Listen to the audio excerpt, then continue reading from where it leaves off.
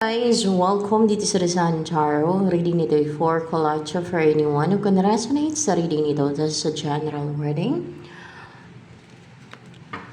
A collective reading and a general reading. Your energy at this time.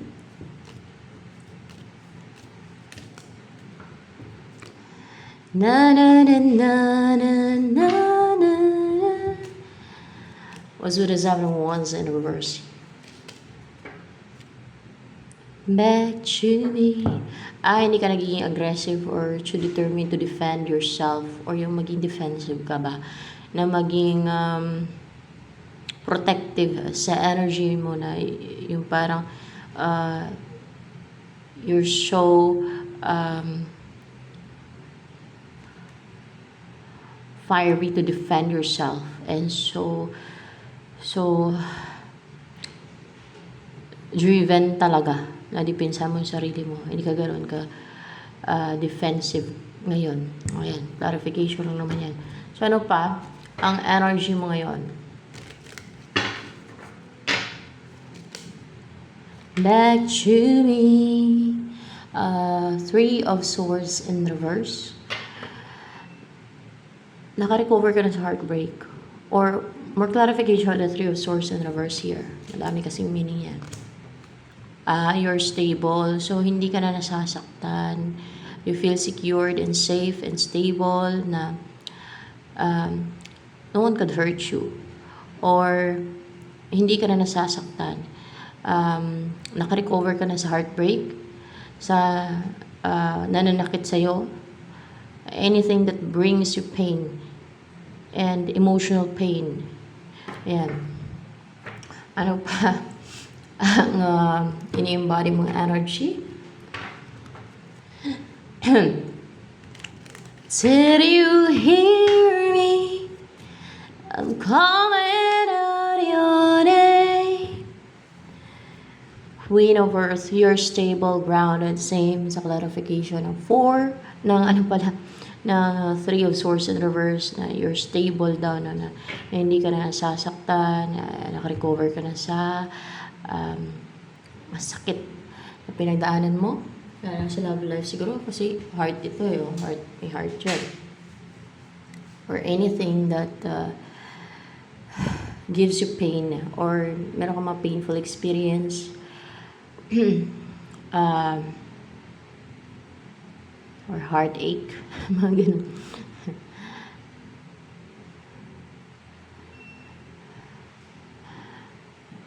And nag-heal ka ngayon.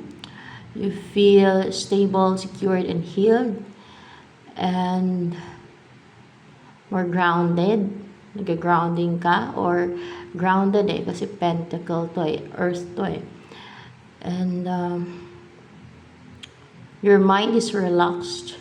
Your body is relaxed. You feel comfortable sa kung ano ka ngayon, kung ano yung ginagawa mo, kung saan ka ngayon. You feel at ease, comfortable, stable, secured, and more grounded. Ano pang energy mo ngayon?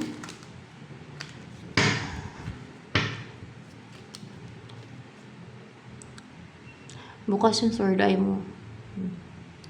Yan yung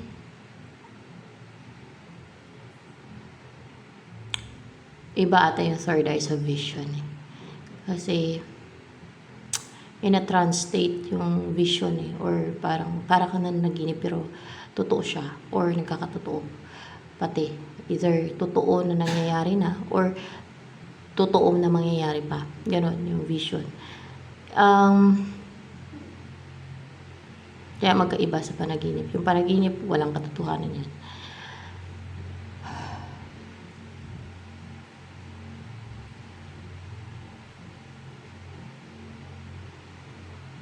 Dati ang akala ko doon ang tawag ng perception. kung ano yung gano'n na nakakita ka nga sa panaginip mo or yung parang patulog ka, yung parang hindi ka pa, parang half na tulog ka pa lang, yung parang in a trance state, pwede din ganun, magka-vision ka. Yan. Ito naman, bukas yung third eye mo. So, ano nakikita mo dahil bukas yung third eye mo? Ano nakikita ng third eye mo? Mga elementals? Let's see. Mga elementals daw. Ayun, may third eye naman. Mga elementals na nakikita mo. At, depende naman kasi sa mga elementals kung magpakita sila eh. Minsan magpakita sila saglit lang. Minsan ay depende sa tao kung pakitaan nila, pero nakakita ka daw kung magpakita sila sa iyo. So ano pa? Ang mga nakikita mo, kadalasan elementals na nakikita na may mga third eye, yung bukas yung third eye. Or spirits, mga ganyan. Pwede din. Yung mga anino, spirito, mga ganyan, nakikita nila. Sabi nila ha. Sa akin, elementals lang. Sa third eye, yung mata. Pero, mabilis naman sila kumilos eh. Yun ang alam ko dyan ha. Kasi ayaw na lang magpakita. Pag ayaw na lang magpakita, hindi yan sila magpakita. O magtatago talaga yan sila. Hindi yan sila magpapakita pag ayaw na lang magpakita.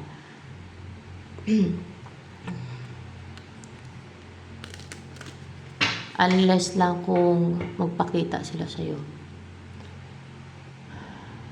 Elementals are nature spirits. And meron pa to. Napaka-sensitive ng senses mo. You feel calm. You feel relaxed. Yung parang nasa tubig ka, na parang you feel at ease. And siguro nahuhun, na-develop yung third eye mo. Yung nabubuksan yung third eye mo ngayon. Ano yung nabubuksan yung third eye mo ngayon? Binubuksan ng langit yung third eye mo ngayon. As in, langit yung nagbubukas ng third eye mo. Langit ang nagbubukas ng third eye mo ngayon. Yun ang binubuksan ngayon, third eye mo.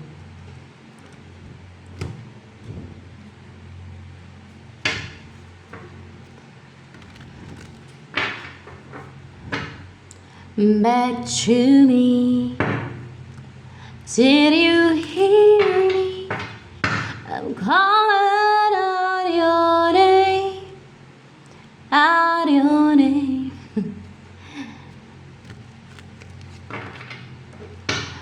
Ano pa? Ang energy mo ngayon.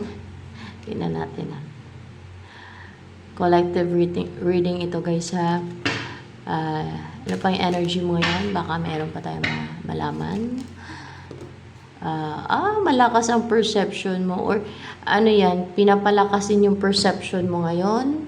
Na malakas na talaga yung perception mo ngayon. Malakas na. Malakas na yung perception. Yung senses mo, yun yung perception. Yung pakiramdam. Yung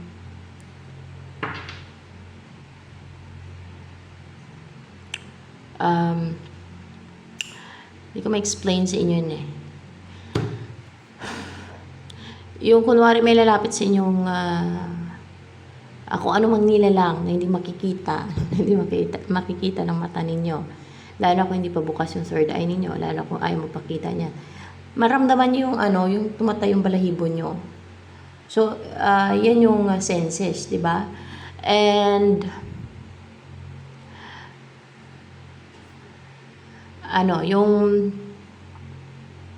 paano ko ba explain to?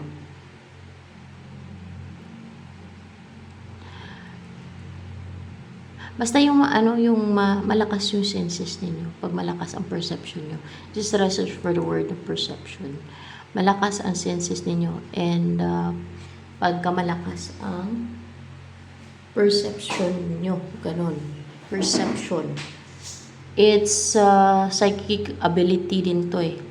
One way psychic ability. Yung perception na yan. Ayan.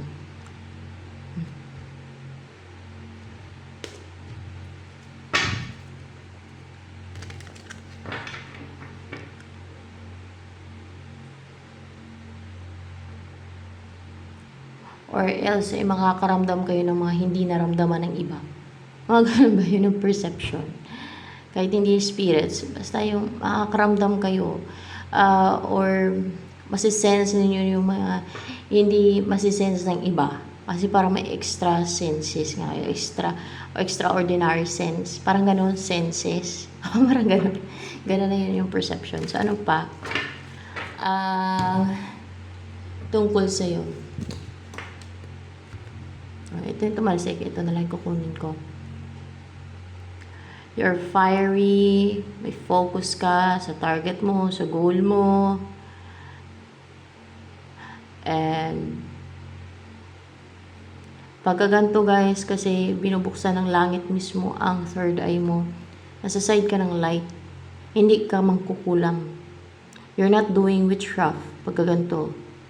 If you're doing witchcraft, it's not your energy. Nasa side ka ng darkness if you're doing witchcraft, kung witch ka. Hindi ka i-guide ng langit pag witch ka. Walang interference ng langit sa buhay mo. Kahit manalangin ka sa Diyos, ang sasagot sa'yo sa mga panalangin mo pag witch ka, ang magagrant na mga prayers mo, demonyo na. Pag witch ka. Sa side, yun ang pinili ng mga witches yung sa side sila ng darkness Yung mga harm, dahil sa inggits, insecurities, o dahil na gusto nila ng control, power. Ito, sa side ng kabutihan to. Yung nakuhaan ng energy. Sa side ng light.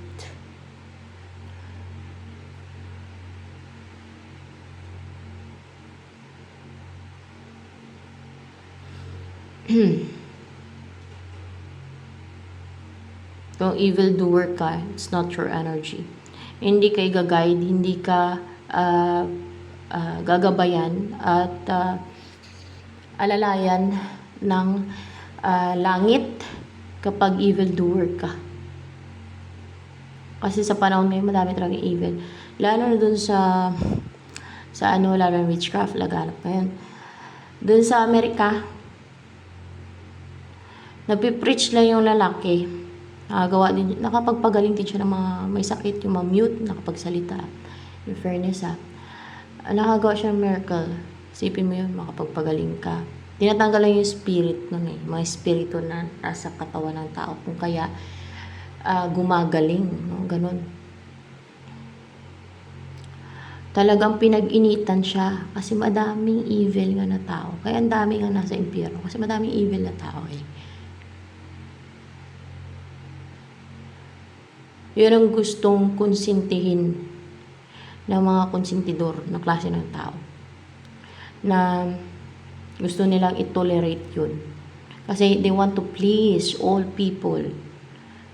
Yung meron silang mission, no, to preach, pero they want to please others, just to love them. Para hindi sila pag-initan.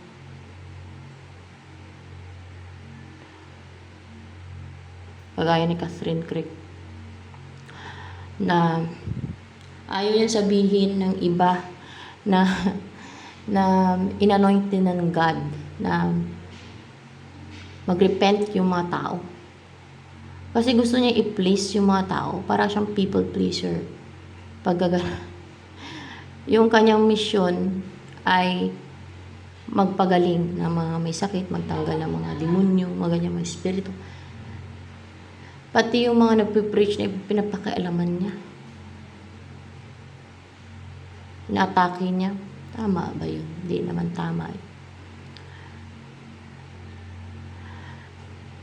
Merong mga nagagalit sa mga nagpipreach doon sa lalaki na sa YouTube din. Nagagalit na mga addict, na mga teenager pa kadalasan. Nagagalit sila. Minumura nila yung nagpipreach.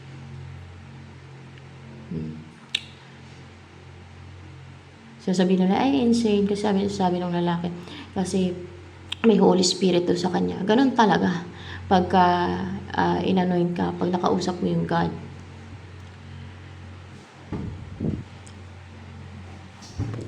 Talagang may Holy Spirit yun sa'yo. At nakakausap niya yung God, yun sabi niya. Sabi ng mga addict, may mga addict pa nagsasabi na, ay, insane, insane. His crazy, sabi ganun. Pero sila ang totoong baliw, sila ang totoong crazy. Dahil sige sila ka-drugs, nasira na yung utak nila ka-drugs. Kaya hindi na nila alam kung ano yung tama sa mali. Yung parang nagtitestify lang yung tao na may Holy Spirit sa katawan niya, kaya nga napipreach siya. Para matulungan yung mga naliligaw ng landas. Na kinausap siya ng God, na nakakausap niya yung God, kung ano yung totoo. Why not? Bakit hindi pwedeng sabihin yung totoo kung yun ang totoo? Dahil nakakausap niya naman talaga yung God. At yun ang kanyang mission para ma-save, no? Yung mga pasaway, naligaw ng landas. Para magbago sila. Ay, nagagalit sila. Ayaw nilang mag-preach yung lalaki. Ayaw nilang sawayin sila. Ayaw nilang ma-save yung kanilang souls. Nagagalit sila. Kasi they love what they're doing. Tinatanong pati sila kung gusto mo bang magbago para ma-save ang soul mo. Ayaw. I don't want. Sabing ganon. Ayaw nila. Kasi na-injure daw nila. Gusto nila yung ginagawa nila. Yun ang nagbibigay ng happiness daw sa kanila. Yung paggawa ng sin. Foolish. Tapos yung napipreach pa, sabihin nilang baliw. Dahil nakakausap daw na napipreach yung God. At dahil may Holy Spirit daw siya sa katawan. Yun ang sinasabi na nagpipreach. Natural. Kaya nagpipreach yun. Kaya nakapanggamot yun. Nakapagpagaling. Dahil may Holy Spirit. Dahil guided siya. Kaya nga ginagawa niya yun. Dahil may care siya. May empathy. Pero ginajudge pa nila. Baliktarin pa nila na siraan na yan. Siraan ng ulo dahil sa drugs. Sa mga foolish and evil na ginagawa nila. Yun pa, yung napipreach pa, sabihin nila na baliw. Baliktarin pa. Samantalang sila yung sira na yung ulo nila sa pag-addict. Ay, sa Amerika talaga, malala yung ano doon. Mga cocaine pa, tinitira nila doon. Mga addict. O kaya, at may mga ano pa yan, nagsasanla ng mga kaluluwa nila. Mga artista pa yan sa likod Kaya sumikat sila kasi nasanla nila. O binibintahan nila yung kaluluwa nila, hindi lang sanla. Para sumikat sila, yumaman sila. Pero yung kapalit, saan sila nagbibenta? Sa devil, natural. Minamak pa nila yung God. Ayan, sinunog tuloy yung Los Angeles. Kasi godless town daw O di sinunog. Ang gusto ni Catherine Craig, konsintihin, i-tolerate yung mga sinner na nagiging people pleaser siya para mahalin siya ng mga tao. Para hindi siya i-criticize, para hindi siya pag-initan. Pero hindi yun ang will ng God.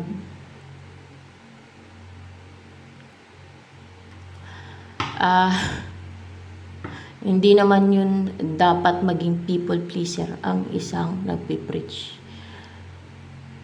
Kundi maging totoo. Kung ano yung sinabi ng God, kung ano yung totoo, yun dapat. Hindi na takot ka na magalit yung mga tao na masasama. Ay sa panahon ngayon, madami talagang masasama at evil doer.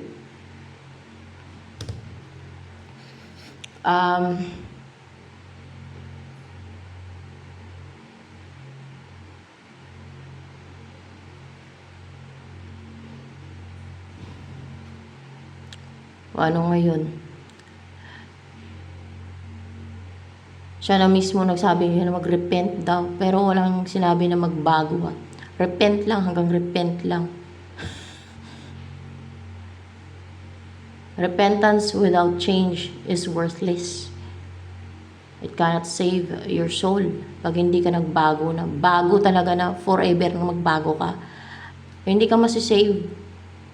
Yung kaluluwa mo, lahat gumagawa ng kasalanan, pero kung pinagpapatuloy mo yung kasalanan mo, then you will go into, alam nyo na, hell.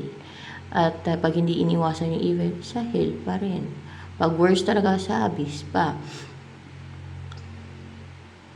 Yan ang totoo eh.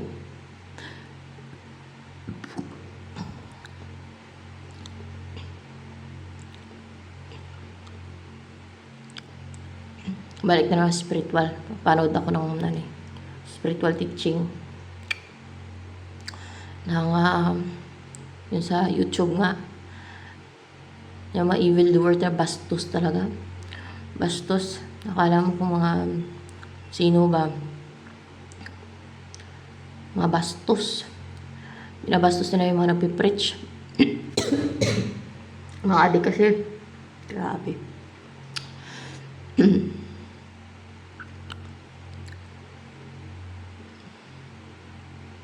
Napaka-foolish.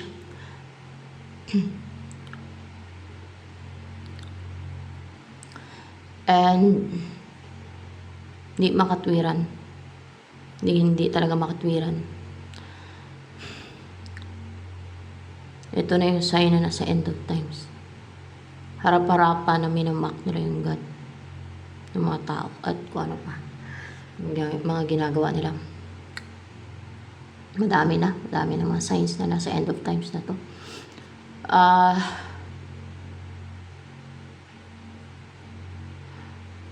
Hindi to kung may targetin ka ng palipad hangin o witchcraft, any witchcraft spells, any evil doings, hindi sa iyo to ha.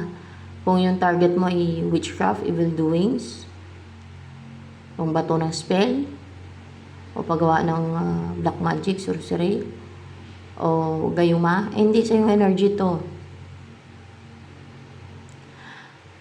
More on ano to eh, pag target sa mga evil, no? Sa mga evil yan. Hindi. Sa pag-target sa, more on, sa pag-target sa evil doers. Tingnan natin, evil doers. Hindi eh. Describe. Hindi yan. Parang may focus ka na, passionate ka sa goal mo, sa goal. It's not goal. It's your mission in life, your purpose in life. Yung purpose mo daw. Yung purpose mo sa buhay. Ma-accomplish mo siya. May focus ka na sa purpose mo sa buhay. Passionate ka and may focus and may hit mo yung target mo, yung purpose mo, ma-accomplish mo siya. Mahihit mo yung purpose mo in life. Yan, you're capable to accomplish and achieve your purpose in life, to hit your purpose in life na hindi ka na hindi na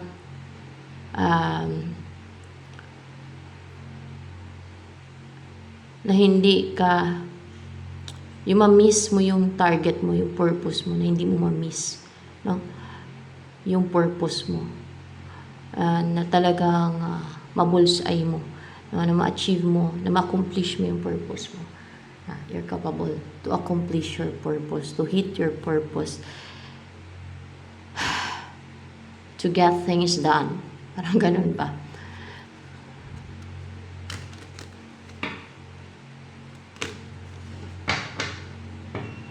Yung mga addict pa nga, ang lakas ng loob na, yung mga nagpipreach, yun pa ang sabihan nila na baliw, crazy, samantalang yung utak nila ang totoong baliw na dahil sa pagdadrugs nila. Yun ang totoo dyan. Sila pa yung magsalita na crazy daw, yung nagpipreach. Grabe. Papatayin nila yung box nung nagpipreach eh. Ayaw nilang makinig eh. Ayaw nilang makinig. Foolish talaga. Ay, grabe. So, ano pa? Ano pa? Ang message ng angels for you o ng guide. Ayan. Kung sino man nag-guide ngayon.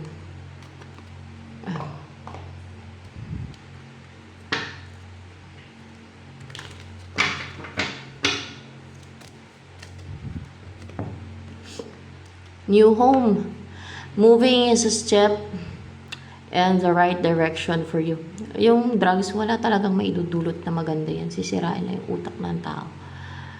Doon ako nairita. Sila na yung addict, yung nagpipreach pa sabihan nilang baliw, crazy. Tapos, sila na yung nabaliw sa inggit, sa insecurities, yung nagpipreach pa sabihin nilang baliw, crazy, baliktad. Napakabaluktot, baliktad talaga. So, ano pa? New home, magkakaroon ka ng bagong bahay, oh. Ewan ko ba, guys? Prangka talaga ako, guys. Ganun ako eh. Outspoken.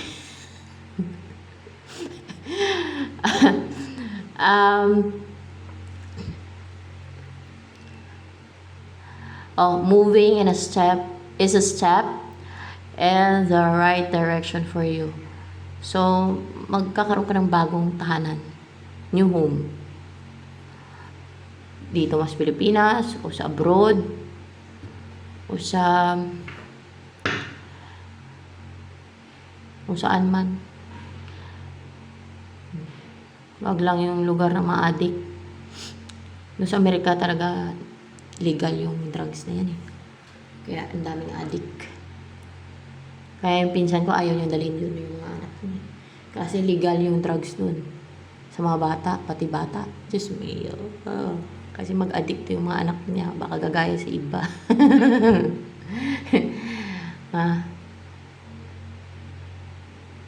Ay, ganun talaga yun. Kung ano nakikita nila sa paligid nila, sa environment nila, gagayahin nila yan. Lalo kung tingin nila, tama. Dahil yun ang paningin ng karamihan eh. Illegal eh. No? Na tama eh.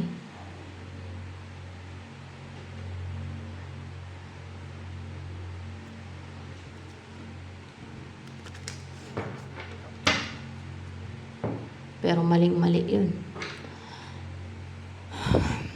Buti sana kung walang side effect. May side effect nga. Mababaliw ka sa drugs pag nag-drugs ka. Ganon din pag nainggit ka na hindi mo makontrol yung inggit mo, na insecure ka, na hindi mo makontrol, na sige ka pang-harm ng pang-harm dahil sa inggit mo at insecurities mo. Masisiraan ka din ng ulo pagka ganon. Yung witchcraft, nakakabaliw yan. May mga nasiraan ng ulo dyan dahil sa kagawa ng witchcraft.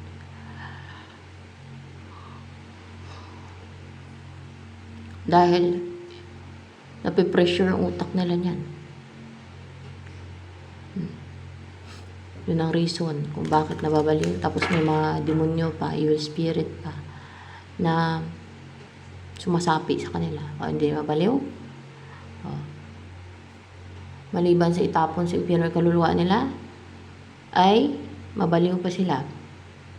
Sira yung ulo nila. Tapos yung napipreach, yun pang sabihin nila na crazy daw. Dahil nakakausap yung God. Pag maka-Diyos ka, lalo pag anointed ka, lalo na kung may mission ka and may purpose ka, makakausap mo talaga yung God. You will be closer sa God, no? Ganon yun. Pero kung evildoer ka, ay wala kang faith. At hindi ka kausapin ng God. Sinong kakausap sa'yo? Demonyo. Alangan.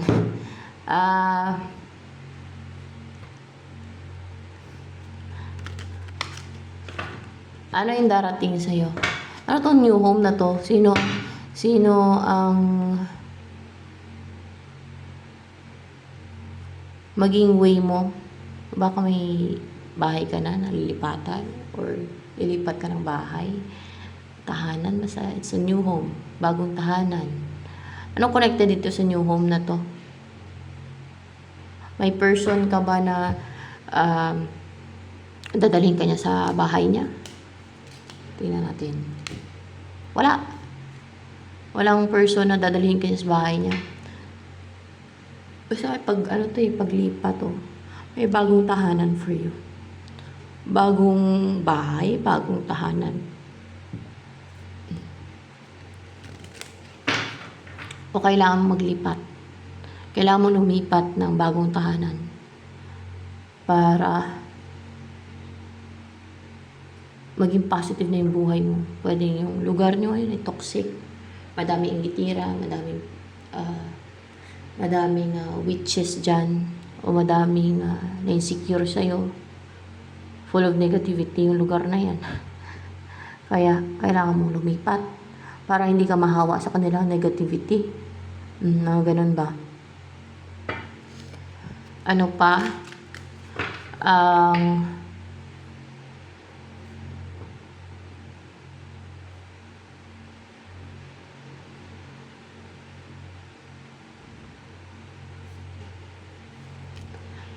Darating sa'yo when it comes sa love life mo. King of Cups. Understanding, emotionally matured, lalo sa relationship, and marunong magmahal to. At may puso to. May empathy din to. Marunong mahabag, makaramdam ng may emosyon siya ba. Hindi siya cold na tao. Marunong tumaawa kasi may empathy. A loving person, ganun. Kanino ba yan na emosyonal? Sino bang mahal niyan? Ikaw? Oo, ikaw ang mahal ng tao na yan. Sa'yo siya emosyonal. Ikaw ang mahal niya. Yan.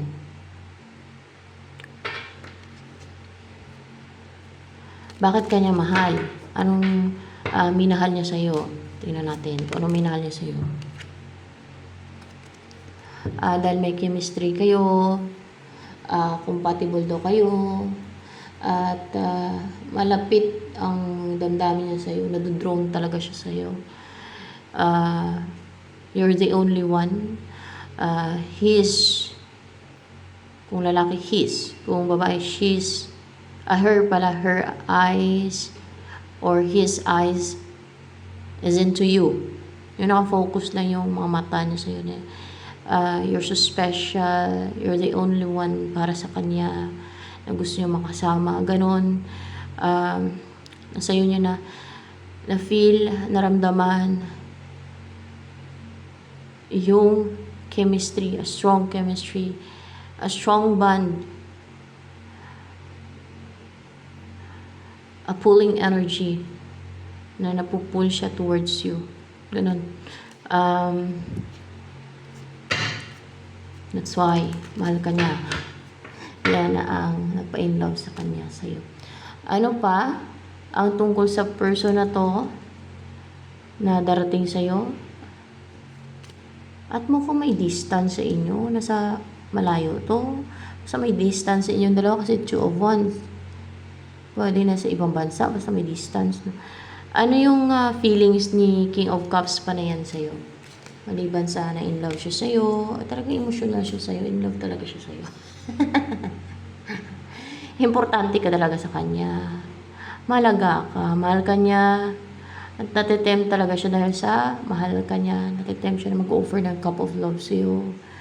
Na sabihin sa'yo yung naramdaman niya sa'yo dahil sa mahal ka niya. Dahil sa na-in love talaga siya sa'yo. Nadodrone siya sa'yo talaga. Na-attach pati yan sa'yo pagka ganyan. Ang lambot ng puso niya towards you.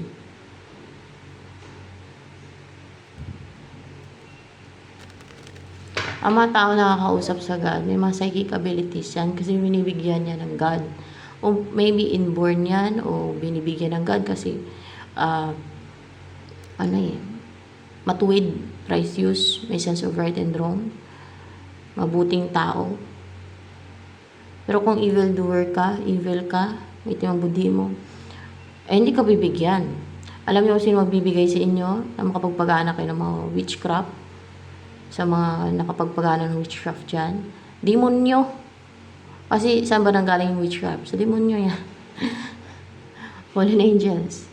Pero kaluluwa ay tangay ni fallen angel. Ganon. So, hindi pa naman huli ang lahat. Magbago ang gusto magbago. No? Mag-repent Ang gusto mag-repent and then magbago. Change na. Tigil na talaga. Kung gusto nyo pang magkaroon ng chance. No? So, nasa God naman yan kung pagbibigyan pa kayo o hindi. Pero kung gusto nyo pagpatuloy, then it's up to you. It's your own life.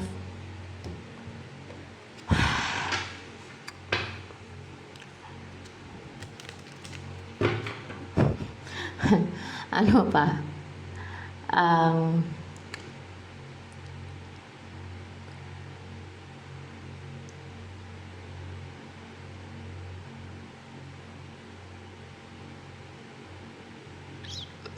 Ang iniisip ni King of Cups na yan sa'yo ngayon na talagang nabighani siya sa'yo. Na talagang kinabiliban niya sa'yo. Tingnan natin kung ano ba yan. The Mother. You're stable, secured, comfortable.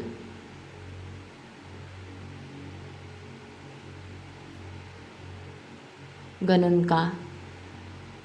And you will become a good mother kung babae ka. Ganun.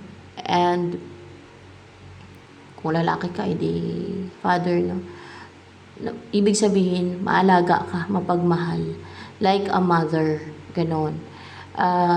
You're so loving and caring. Ganon yung magulang, di ba? Yung mother. Ayan. And with the white hair here, you're wise. Dagdag na natin yan. Kind-hearted ka. Parang empress to guys eh. Parang nasa iyo ng lahat. No?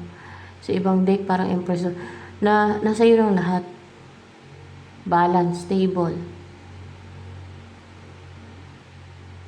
Good natured.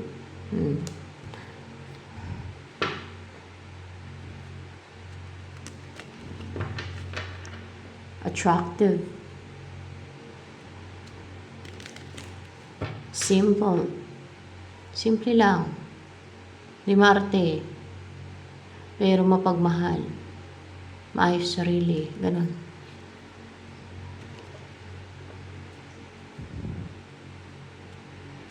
Ano pa? And possible mapagmahal ka sa animals din. May animals dito. May animals. You're like a mother towards animals. Pwede din ganon.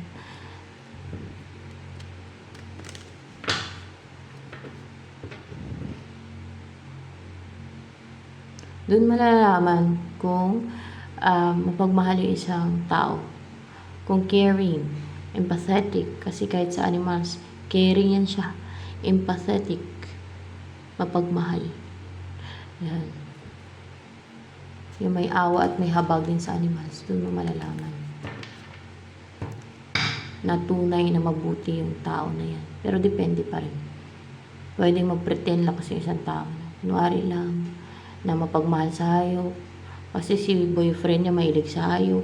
Ang gusto ng boyfriend niya ay mapagmahal sa hayop. Ganun. Lalo kung nagkunwari siya na she's the one. Pero hindi pala. No? May mga ganyan na fake. Katulad ng fake empress kung tawagin. Nagkukunwari, nagpipretend.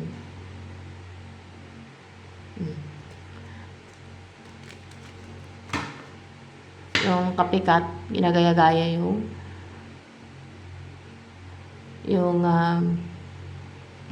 tunay. Ganon ba? Ano pa?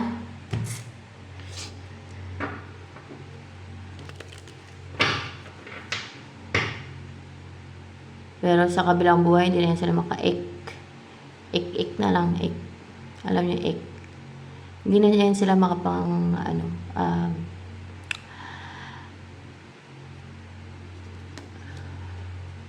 isa. Hindi na yan sila makapag-pretend. Siyempre, kabilang buhay na eternal life na ito na. So, ano pa? Dahil lahat ng evil doings and lahat ng ginagawa ng tao dito sa mundo ito, nakalista yan.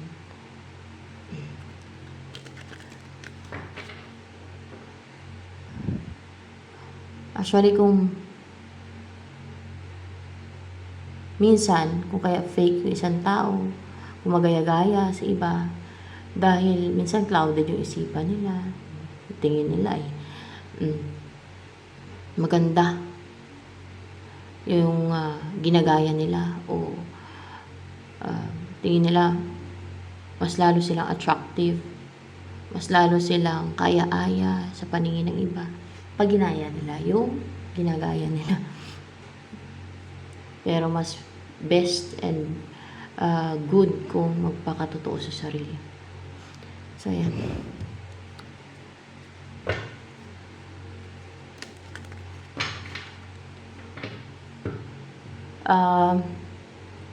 Ano yung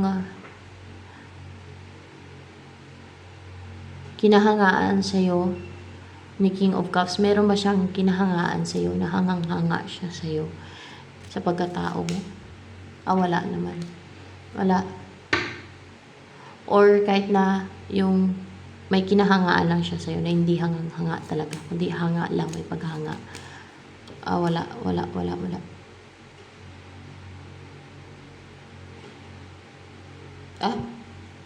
Parang palang pa. Upright ba to? Tingnan natin. And reverse talaga, guys. Wala naman. Ano naman ang nais sabihin sa'yo ni King of Cups na yan? Tingnan natin. Interesado siya sa'yo. Nang-i-spy siya sa'yo ngayon? O palagi? O tag-overthink siya? Nang-i-spy siya sa'yo ngayon? At isip siya ng isip sa'yo. Kasi isip siya ng isip sa'yo, kaya pang-spy din siya sa'yo. Ano pa ang gusto sabihin sa'yo, ne? Kasi interesado, gusto ka niyan. So, nagiging curious siya sa'yo, kaya nang-i-spy siya sa'yo. Kung kaya nga, minaman-manan ka niyan, inobserbahan, in-spyan, ganun, nang-i-stalk, ganun. Hindi mapakali kakaisip sa'yo. Ano pang gusto niyang sabihin sa'yo ni King of Cups na to? Bangga na naman, oh. Upright ba to? In reverse. Hindi niya na nire-restrict pa yung sarili niya. Tanong pa na mag-take ng action sa'yo. Ayan, oh. Seryoso daw siya sa'yo at magkukumit siya sa'yo. And sa'yo nga lang nakafocus yung mata niyan, isipan niya. Kanina pa yung lumalabas. Kaya nga, todo pang spy sa'yo. Ikaw ang laman ng puso at isip niyan. Ano pa ang mga darating sa'yo ng mga pagbabago, improvement, mag-improve sa'yo, yun, mga yun. The Maiden, yung paghihil mo, yung ma-relax ka, yung matanggal lahat ng mga energies ng ibang tao sa energy field mo na nang-influence sa'yo. Yung magiging tunay na ikaw na yan, so pure, loving, affectionate, caring, kahit sa animals. Minsan siguro mainitin ka pa sa mga animals pagka nagalit ka, kasi may mga energies ng iba, no? May mga influences ng iba pa sa energy field mo. So yun pa mag-improve sa'yo, yung mag-heal ka ng gusto, yung wala yung mga influences, yung mga toxic energies sa'yo, yung ma-rejuvenate ka ng gusto. So ano pa, at ma-heal ka ng gusto, ano pa yung mga mag-improve sa'yo? Yung faith mo, yung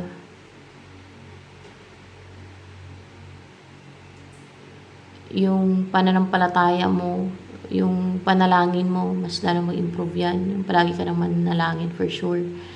And yung maging courageous ka din, no? And you will be led by truth and courage. And your faith. Ano pa?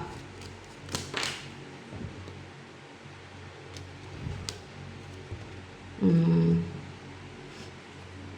maging balance na yung body and mind mo. They will be united. Yung maging isa sila. Ayan. At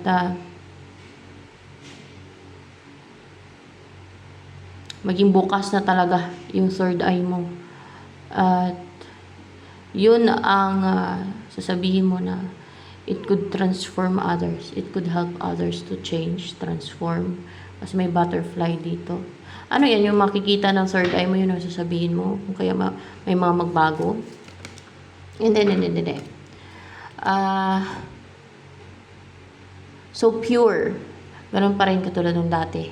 Yun ang nakukuha ko dito. Kung ano yung nakikita mo sa vision mo at sa vision mo, yun ang sasabihin mo na madaming magbago.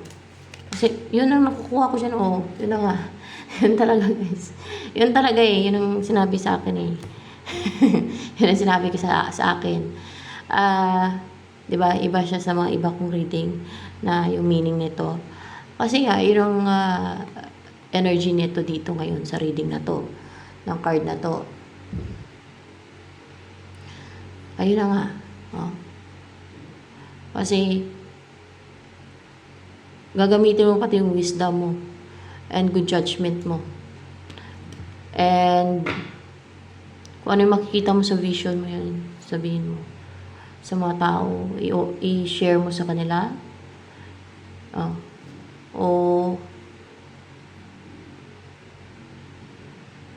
Ipaalam mo sa mga tao na it could transform them, it could change them.